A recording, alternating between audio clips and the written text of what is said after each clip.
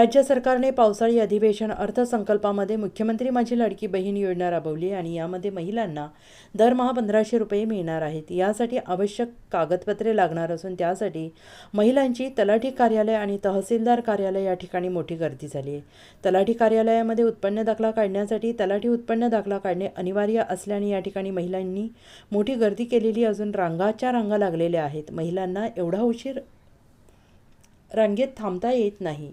मुख्यमंत्री माझी लाडकी बहीण योजना काढली खरी, पण दाखले मिळवण्यासाठी लाडक्या बहिणींचे रांगेत थांबून हाल होत असल्याचं पाहून आपल्या लाडक्या बहिणींच्या मदतीला माजी नगरसेवक योगेंद्र भाऊ धावून आले आणि आपल्या लाडक्या बहिणींसाठी त्यांनी फॉर्म भरून तलाठी यांच्याकडून सही घेऊन लवकर दाखले मिळवून दिले। या रांगेत थांबणाऱ्या बहिणींचा त्यांनी वेळ वाचवून त्यांना दाखले देखील वितरित केले।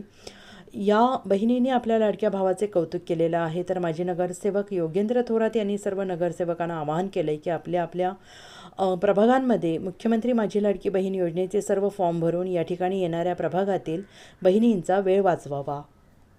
आपल्याला त्या मत देतात, त्या बहिणींसाठी आपण एवढं करावं असे प्रभाग क्रमांक 20 मधील कृष्णा घाट, खाजा वस्ती, साठेनगर, बौद्ध वसाहत, बुधवारपेठ येथील महिलांनी फोन करावे। त्यांचा फॉर्म भरून देण्याची व्यवस्था मी करून देईन असे आवाहन देखील प्रभाग क्रमांक 20 मधील महिला नागरिकांना केलेलं आहे।